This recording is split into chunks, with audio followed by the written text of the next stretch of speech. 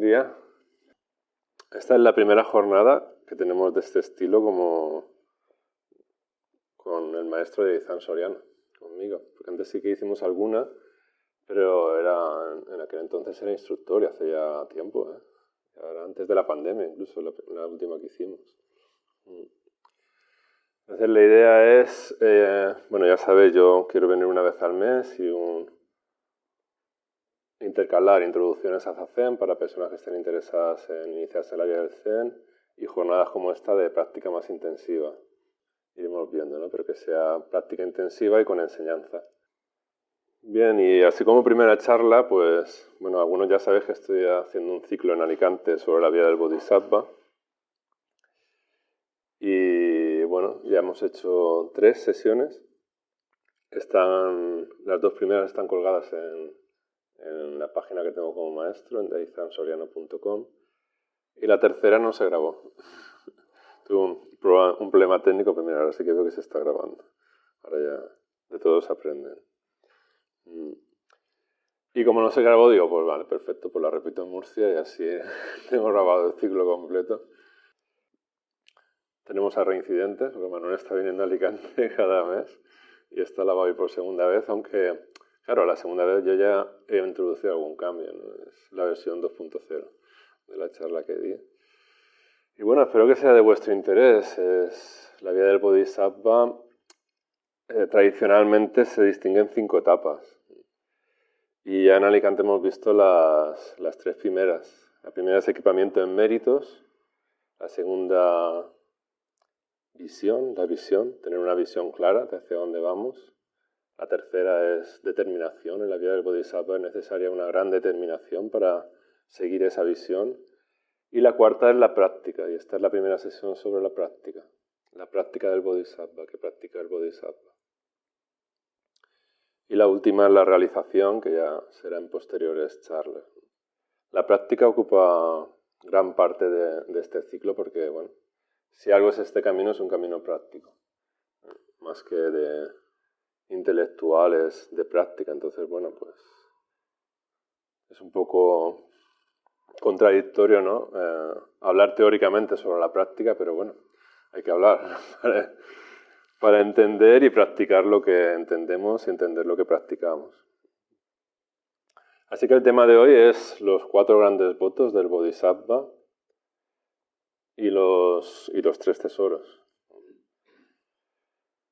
Y bueno, vamos a empezar recitando los 4 grandes votos para así vamos entrando en materia, ¿vale? Lo recitamos en todas las ceremonias, así que la mayoría lo sabéis de memoria y los que no lo sepáis, pues simplemente escucháis, ¿vale?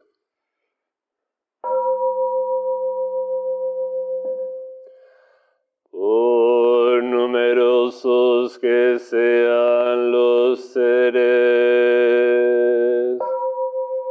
hago el voto de liberarlos a todos, por profundas que sean las oscuridades.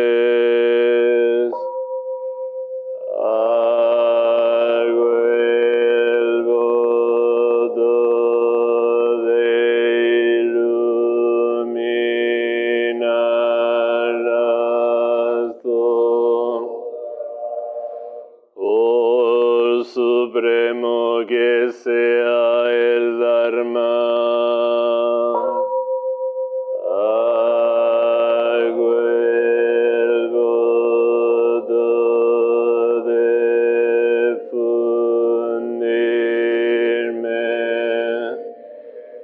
Por maravillosa que sea la vía del Buda, hago el voto de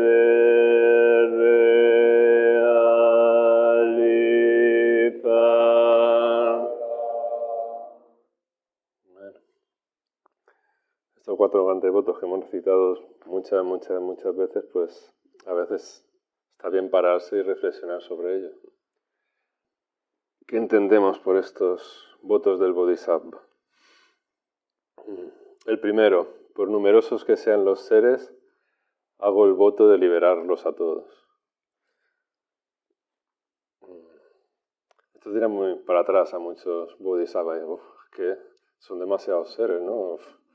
Telita, ¿cómo me voy a comprometer yo a liberar a todos los seres, ¿no? Con todos los que son y lo variados.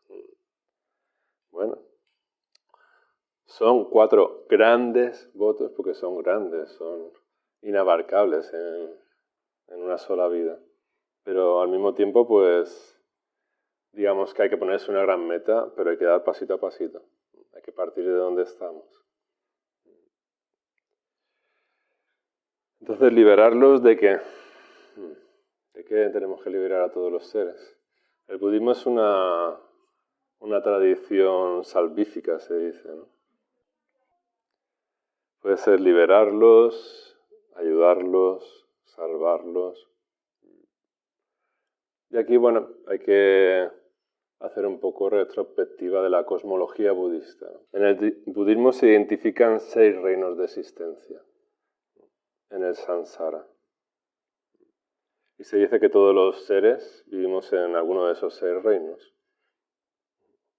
Tradicionalmente se identifica cada reino con una vida, digamos, ¿no? Y cuando uno fallece, pues renace en un reino diferente, depende de cómo haya vivido en esa vida, ¿no? Pero en la tradición mahayana y más concreto en el Zen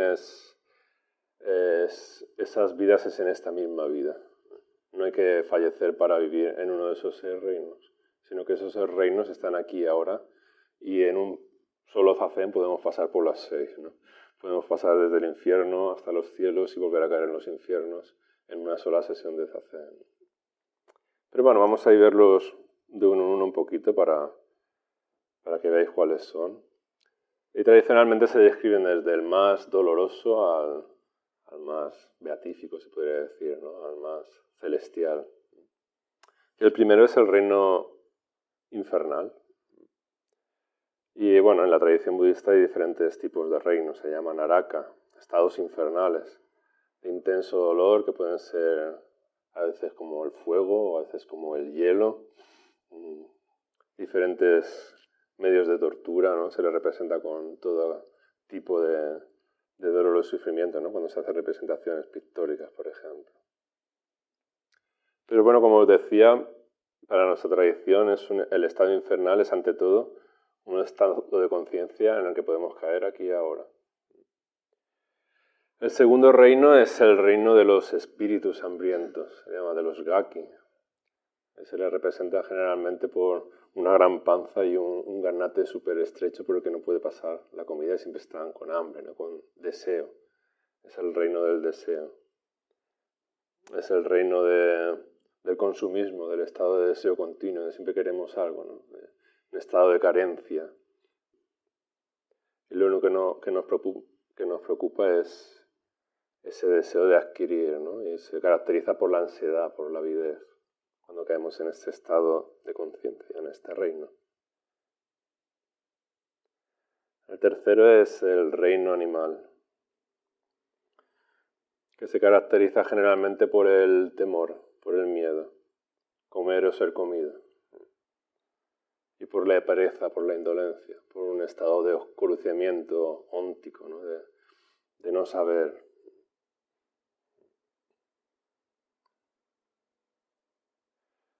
El cuarto reino es el humano. El humano está en medio, digamos, de estos 6 reinos. Es un estado, digamos que hay equilibrio entre el dolor y el placer. Hemos dicho que va de más doloroso a menor.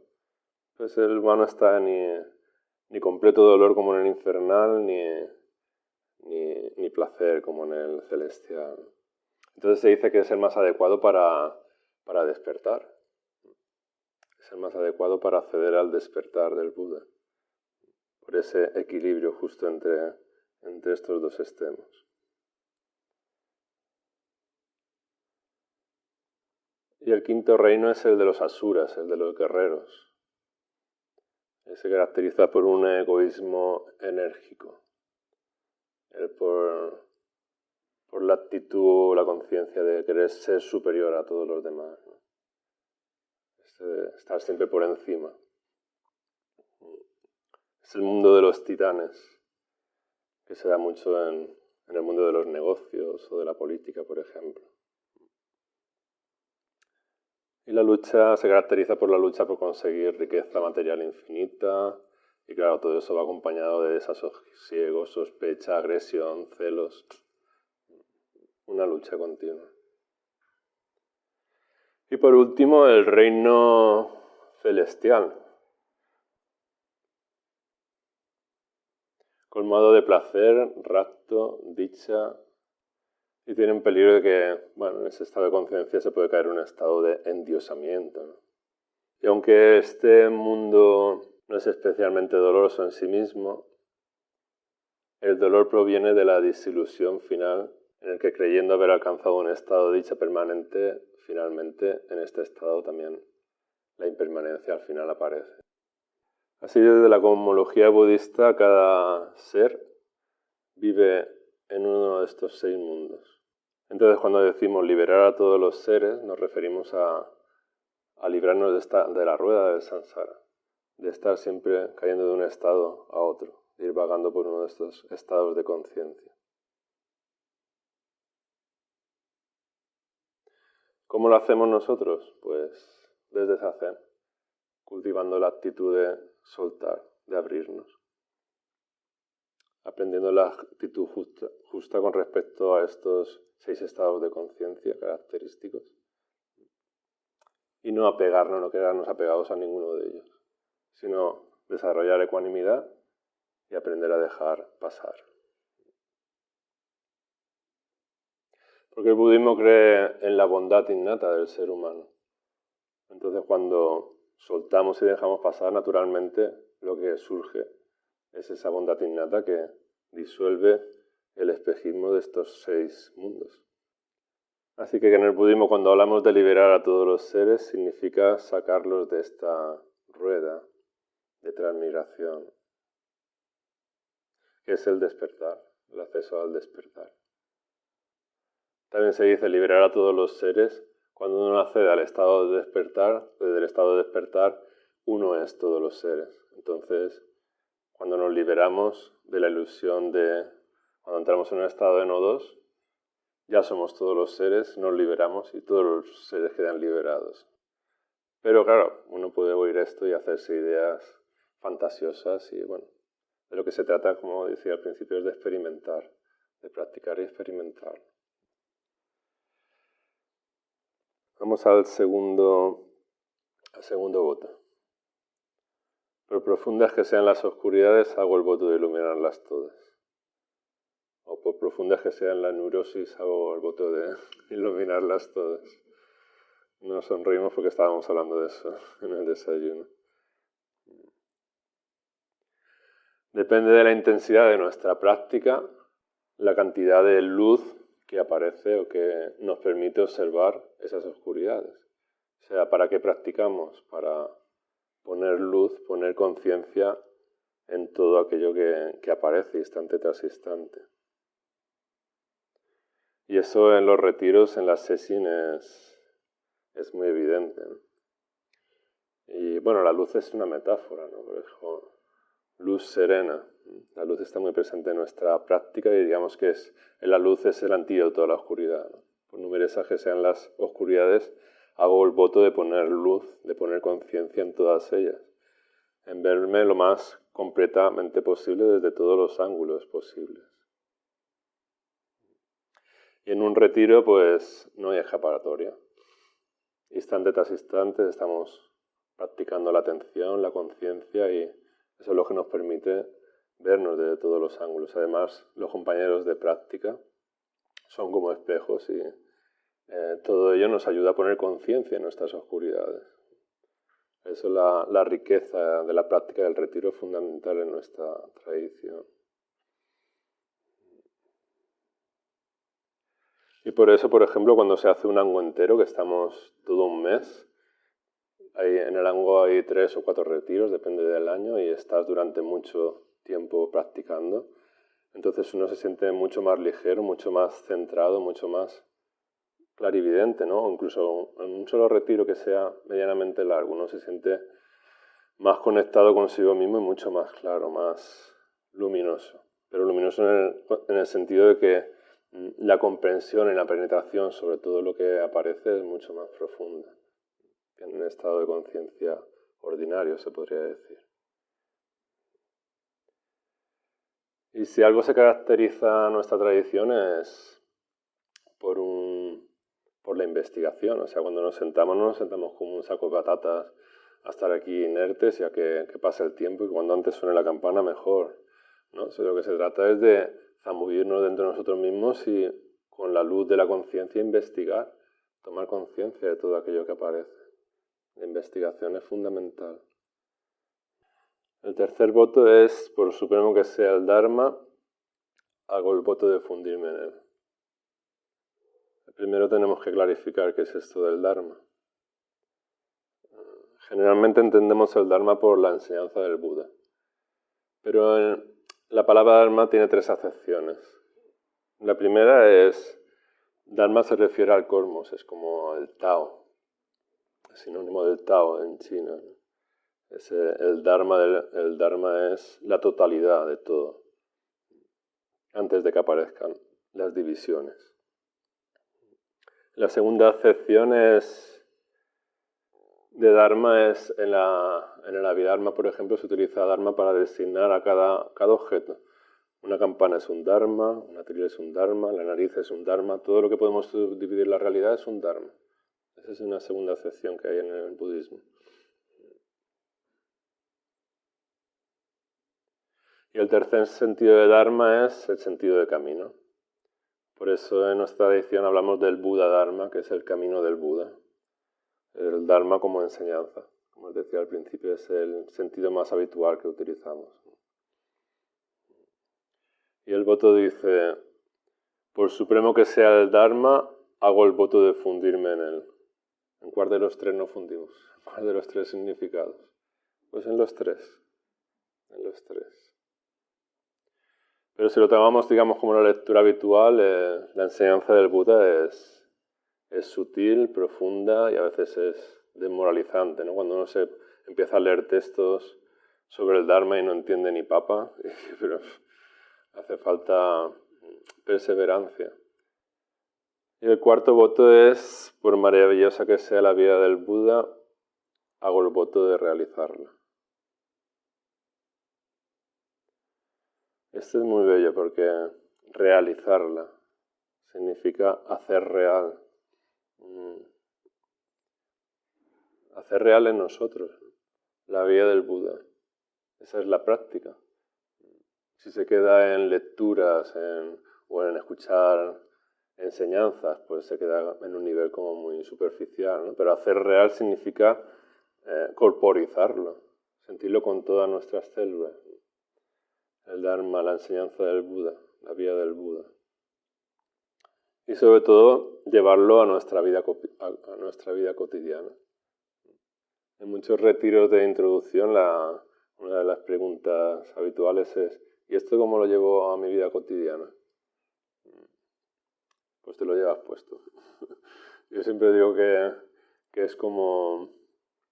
Me acuerdo del armario de mi abuela, que siempre olía a alcanfor, ¿no? La ropa de mi abuela siempre olía a alcanfor cuando la sacaba de un invierno para otro, ¿no? Pues entrar en un retiro, entrar en la enseñanza del Dharma es impregnarte y eso lo llevas a tu vida cotidiana y tiene que ser de una manera natural, no puede ser impostada. Si la conciencia empieza a despertar, despierta en tu vida cotidiana. Al principio de la práctica podemos tener como destellos de realización, ¿no? Como insights, como intuiciones, que generalmente con la vida cotidiana también se volatizan, ¿no? Uno vuelve a caer en sus rutinas de pensamiento, emocionales. Entonces de lo que se trata es de ir estabilizando esas realizaciones, por pequeñas que sean, a base de retiros, a base de sentarse una y otra vez para estabilizar esas realizaciones. Es como ir al gimnasio espiritual zen. aprender a estabilizar los estados de presencia y que ese estado de presencia, de despertar, de conciencia atenta, se vaya fortaleciendo y hacer cada vez más presente en nuestra vida cotidiana. Esto es realizar, hacer real la vía del Buda. Me gusta decir también que la vida cotidiana, las interrelaciones en nuestra vida cotidiana son como la prueba del algodón. Uno puede retirarse a una montaña, ya sea luz serena o el quinto pino, y estar solo meditando, estar en el samadhi profundo y un fogonazo, iluminación instantánea, ¿no? Pero luego baja a la plaza del mercado y no se sabe relacionar con sus semejantes. Entonces, todavía hay que seguir trabajando.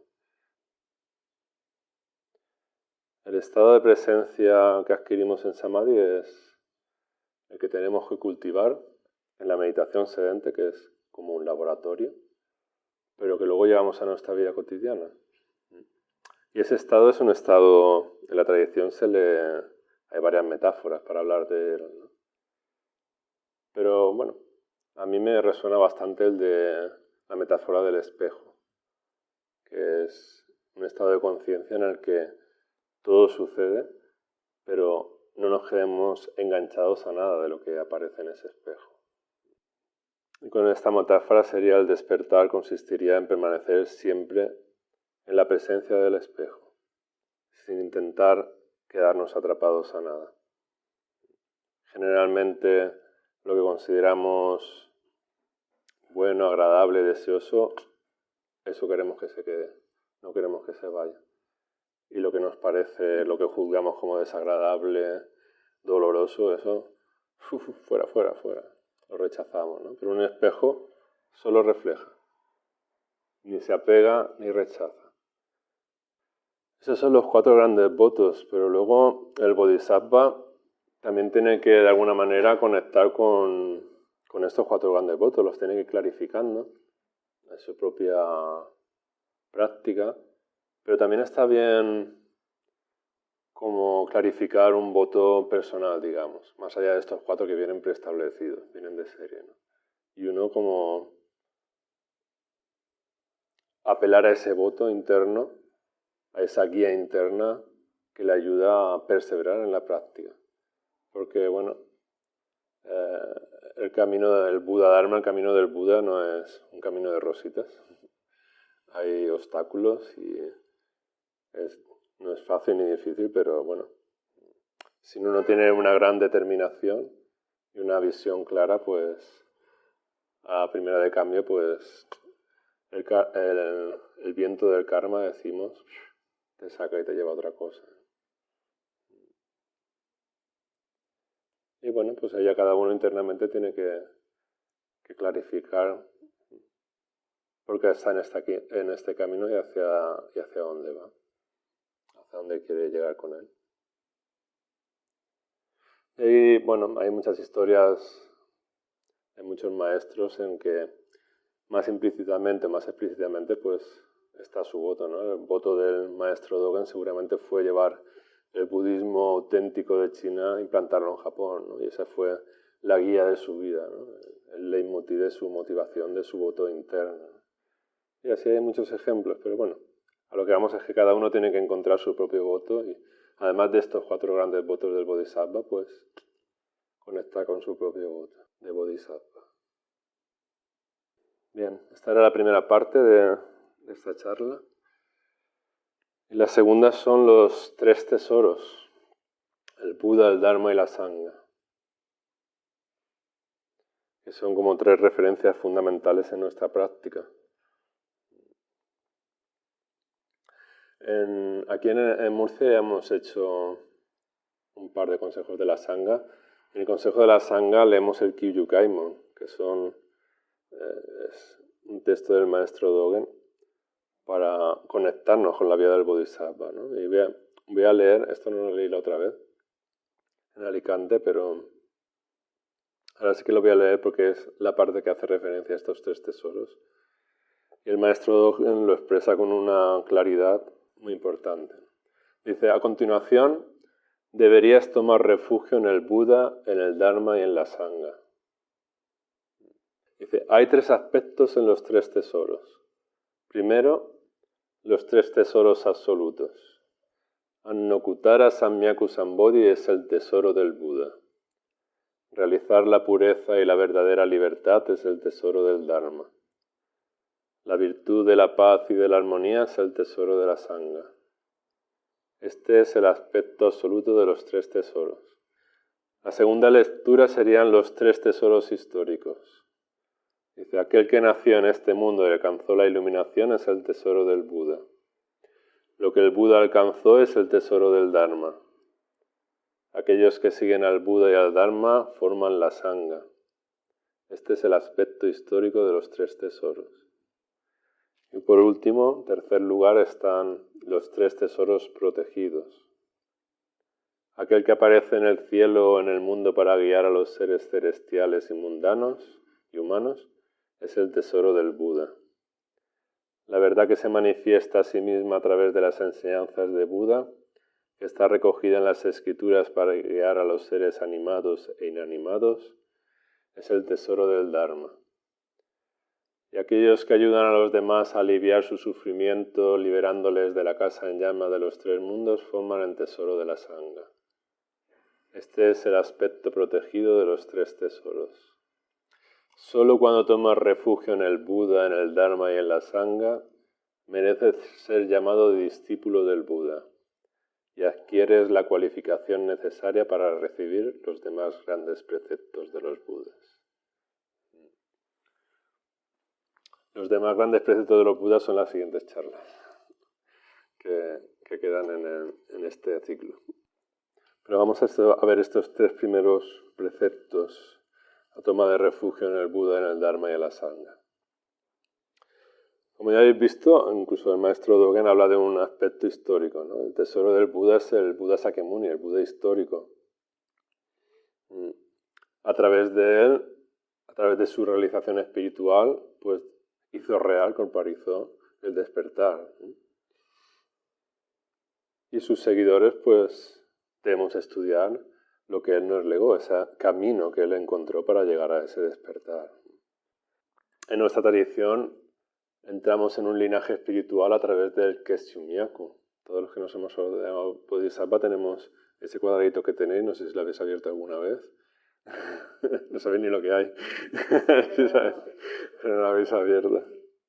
Pues ese es un linaje de sangre espiritual. Si habéis estado en Luz Serena, os habéis visto fotos, no creo que en el calendario del año pasado estaba. Es el monolito que hay en el círculo, esa forma que tiene redondeada en la cabeza y va haciendo así unas líneas. Son los diferentes linajes de la tradición. Han ido pasando de maestros a discípulos. Entonces, entrar en el refugio del Buda significa refugiarse o enfocarse finalmente en nuestra propia capacidad de despertar, en nuestra propia naturaleza de Buda. Porque ese linaje lo que nos viene a decir es que lo que el Buda Sakyamuni realizó es lo mismo que nosotros realizamos cuando nos sentamos con la misma actitud, de la misma forma que lo hizo él. La realización es exactamente la misma. Ese es tomar refugio en el Buda, tomar refugio en el despertar del Buda. Tomar refugio en el verdadero ser que somos, en nuestra verdadera naturaleza de Buda. Al fin y al cabo, tomar refugio en la naturaleza de Buda es tomar refugio en lo mejor que hay en nosotros mismos, en nuestros sentimientos más nobles. Porque si lo que realmente somos es bondad, pues cuando conectamos con ello, naturalmente lo que surge es nobleza. Por eso, por ejemplo, las 4 nobles verdades. Las 4 nobles verdades no es una enseñanza budista de algo que haya que creer se dice que son nobles porque ennoblecen, porque nos hacen contactar con nuestra propia nobleza interna, nuestra bondad innata. Y si conectamos con nuestra bondad innata, naturalmente vamos a ser capaces de reconocer en los demás la bondad innata del resto de seres vivientes. Tomamos refugio en el Buda histórico como modelo de vida, como inspiración.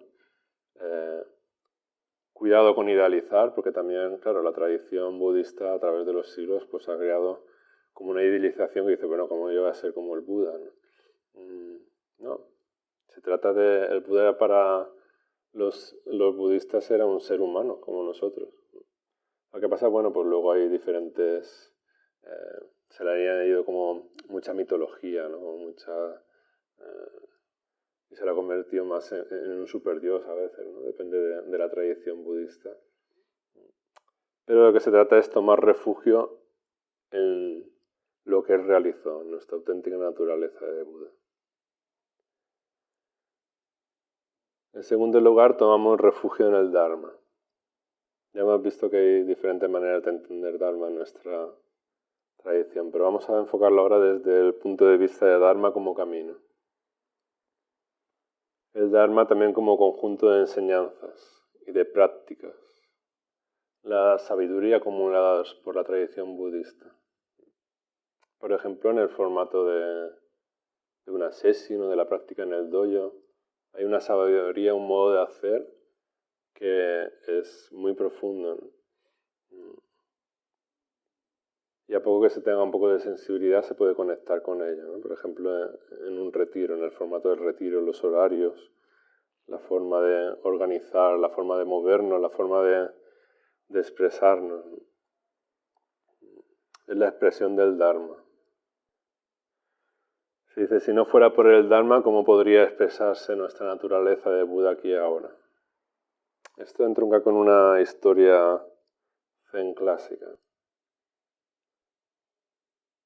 Dice que un día de verano caluroso, Vaso se abanicaba tranquilamente a la sombra de un árbol. Y entonces llegó un discípulo avispado, quería como poner a prueba al maestro. Le dijo, maestro, si la naturaleza del aire está por todas partes, ¿por qué utiliza usted el abanico?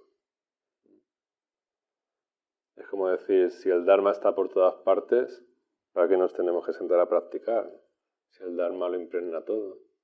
Es la realidad total. Y el maestro Vaso le respondió, tú sabes que el aire está por todas partes. Es como tú sabes que el Dharma está por todas partes. Pero pareces ignorar que si no fuera por el abanico, el aire no podría manifestarse aquí ahora.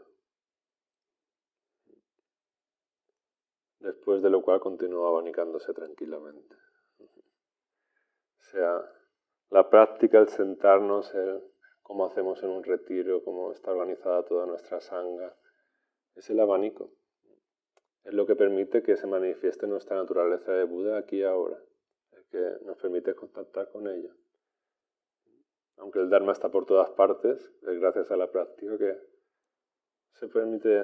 se manifiesta esa realización.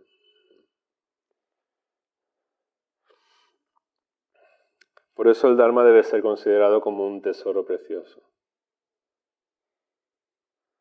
No consiste solo en leer o en oír enseñanzas, aunque eso está bien. Ya vimos que para el equipamiento en méritos pues es un paso necesario, pero hay que ir un poquito más allá. Hay que conectar profundamente con el Dharma para poder abarnicarnos, para poder realizarlo. Uno puede tener el Dharma delante de sus narices y no darse cuenta. Luz Serena está camino a Casas del Río, ¿no? Que es una pedanía de Requena. Y bueno, muchos coches pasan por la puerta y ven la entrada de Luz Serena y dicen, oh, esto debe ser un restaurante chino. No ven un templo, ni ven Dharma, ni nada. Y si entran dentro, ven a gente extraña, gente tal, y pueden tener el Dharma delante de sus narices y no ver Dharma. Porque encontrar el Dharma pues requiere un equipamiento en mérito, requiere una madurez interior, requiere una conexión con lo que ahí se está haciendo. Y tomar refugio en el Dharma tampoco significa esconderse del mundo, no significa adherirse a una nueva ideología, unas enseñanzas, en creer ciegamente en algo. No, eso no es entrar en el refugio del Dharma. Tomar refugio en el Dharma significa tomar refugio en la enseñanza del Buda para, a través de su sabiduría, manejarnos en nuestra vida cotidiana. Y la vida cotidiana es, por definición, cambiante, siempre diferente, viva. Y no podemos encerrarla en categorías o en estructuras, sino que hay que estar bien despierto para, según las circunstancias, tomar como guía el Dharma, pero actuar según las circunstancias. Si está programado empezar el techo a las 11 menos cuarto y hay que desayunar, pues uno, con sabiduría, pues... Igual que hemos recitado los 4 grandes votos, también este refugio en el Buda, el Dharma y la Sangha también lo recitamos por las mañanas, es el Tisarana. Lo que pasa es que es Buddhaṃ Saranam Gacchami, Dhammam Saranam Gacchami, Sangham Saranam Gacchami. La traducción es, tomo refugio en el Buda, tomo refugio en el Dharma, tomo refugio en la Sangha. Y finalmente la Sangha. La Sangha. Ay, la Sangha. ¿Cuántos dolores de cabeza que da la Sangha? Ay, si uno estuviese en una montaña solitario, sería súper fácil iluminarse.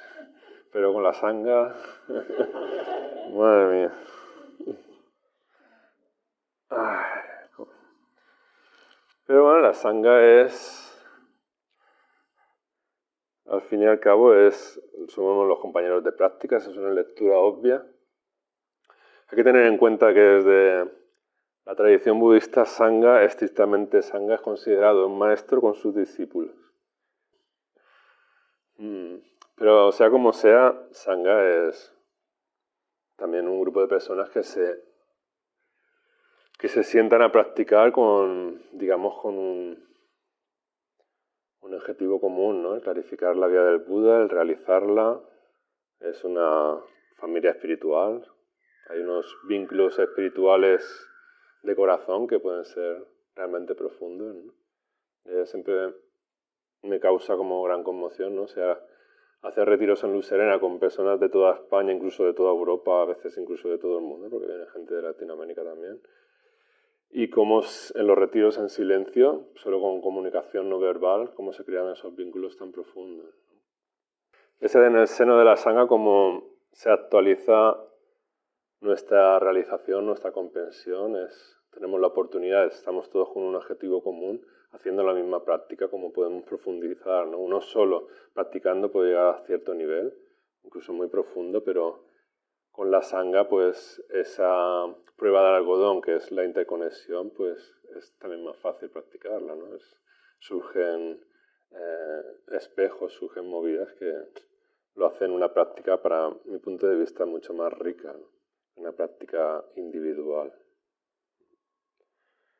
Porque también es un antídoto contra el yo y lo mío, ¿no? Si el yo y lo mío, el egocentrismo, digamos que es la base, la causa de nuestro dolor y sufrimiento, de nuestra ignorancia, el practicar en comunidad pues es un antídoto contra ese encerrarnos en nuestro huevo, digamos, en mirarnos al ombligo continuamente, ¿no? Sino que te hace la atención lúcida, el despertar, el ir observando, ir despertando en las interrelaciones, en todo lo que se va moviendo cuando interactuamos con otros seres humanos, por ejemplo. Porque al fin y al cabo estamos completa y absolutamente interconectados los unos con los otros.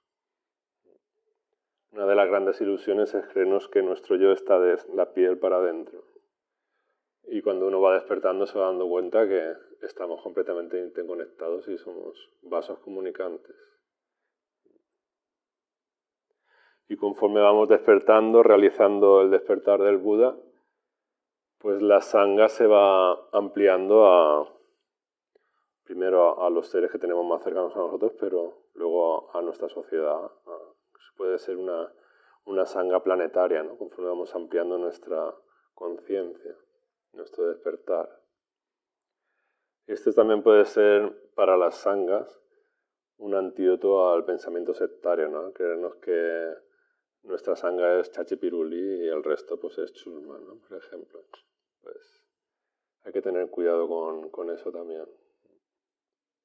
Porque en el sentido amplio, la sangha somos todos los seres de este planeta.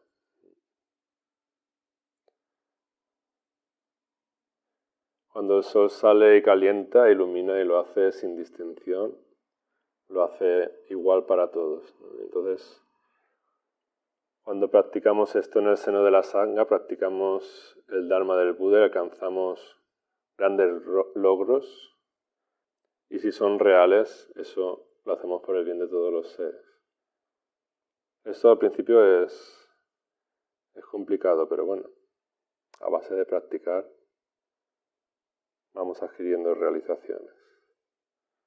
Nuestra práctica es una práctica en comunidad, en común unidad. Y el practicar en comunidad pues te hace ser consciente de estas interrelaciones y facilita la práctica y facilita la realización del despertar. Gurdjieff tenía una comunidad en París.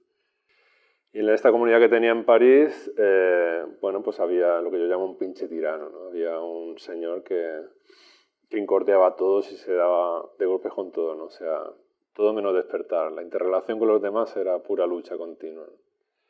Y bueno, pues claro, entonces todos le hacían el vacío, el señor ya se encontraba como muy incómodo y bueno, yo creo que aquí no pinto nada.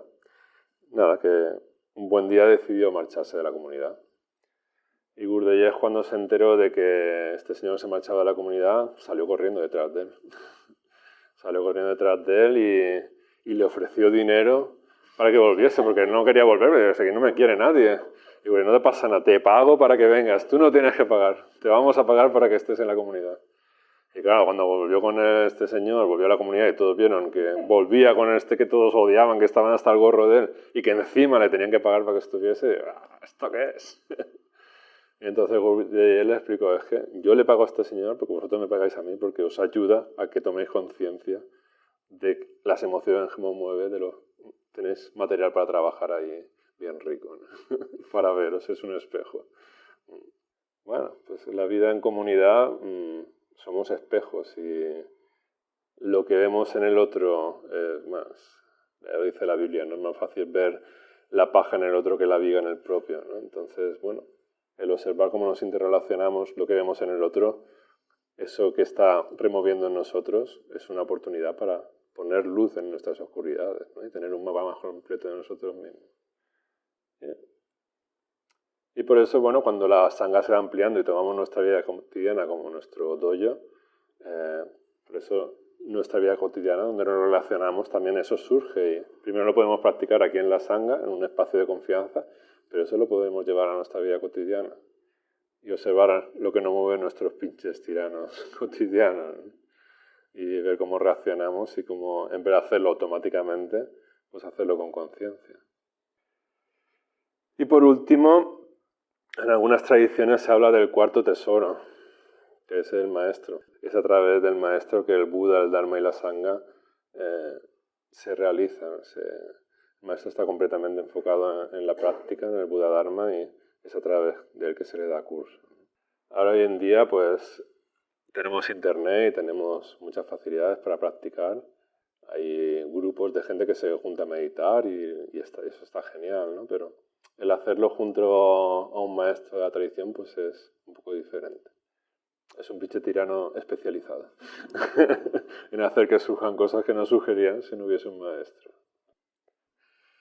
Y ya está, esto es lo que os quería contar. Espero que os haya resultado interesante, sobre todo que os haga conectar con el propósito de la vida del Bodhisattva, que es el sentido de estas charlas.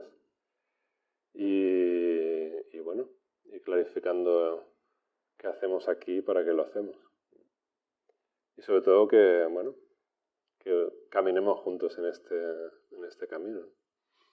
Si vuestro corazón os lleva a ello. Nadie está obligado. Y justo después de las charlas en Alicante abrimos un coloquio, preguntamos y es muy rico, porque surgen cosas muy interesantes. Yo con los 4 votos creía que tenía trabajo suficiente. Y hoy me ha sorprendido escucharte lo del quinto voto, ¿no? Y me he quedado como enganchado ahí, ya dándole vueltas, mientras que seguías hablando, el clarificar ese voto, digamos, no confesado, no recitado, pero más íntimo, ¿no? Y me alegra escucharlo porque, aunque no le ponga nombre, aunque no le ponga palabras, yo creo que de alguna manera, esto no es una pregunta, es una reflexión, a ver si la compartimos, es ese quinto voto el que realmente nos ha traído a esta práctica, ¿no? Luego le quitamos los cuatro, que son los que todos coincidimos, por decirlo de alguna manera, y no nos vamos a poner a discutir, y no sé, mi sorpresa, ¿no? Es como una buena película, ¿no? Que cada vez que la veo, cada vez que la escuchas, cada vez que siempre descubre algún algún matiz, alguna frase, algún sentido, una profundidad diferente, ¿no? Y la mente del principiante, que a veces perdemos algunos, los que nos creemos que porque llevamos muchos años, tenemos muchos años de práctica y como a mí me gusta decir, no son muchos años, no son 40 años de práctica, no son 20 años de práctica, sino 20 veces un año de experiencia, ¿no? Y esto es lo que a veces yo tengo que prestar atención para no caer en esa trampa. Pues me alegro mucho que comparta la reflexión, porque por ejemplo de esto no hablé en Alicante, eso es una de las incorporaciones nuevas. Porque claro, también como maestro, conforme vas profundizando van saliendo cosas nuevas, ¿no? Y el enseñar lo que te haces también es aprender al mismo tiempo. Y esto, por ejemplo, me ha surgido después. Justo ha sido como un fruto de cuando das enseñanza, pues como que plantas semillas y vas tirando del hilo y surgen cosas nuevas. No tengo ni los apuntes, a lo mejor luego cuando los vaya a decir en agosto ya se me olvida. Pues saldrán cosas diferentes. Esto ha salido hoy, eso no estaba previsto. Gracias por compartirlo, porque yo sí que lo creo así, ¿eh? Sí, a mí me ha surgido pues justo clarificando esto cuando van de votos, y dije, bueno, pero ¿y tú qué? Esto es lo que dice, eso es lo que está escrito, lo que viene de serie, ¿no? Como decías, pero ¿y tu voto cuál es? ¿Por qué clarificar eso? Realmente el camino es largo y profundo, y si uno no está bien arraigado en lo que realmente cree, pues... Pero luego, bueno, cuando se va clarificando es como un refugio, ¿no? Como el volver a ese voto, ¿no? A esa intención.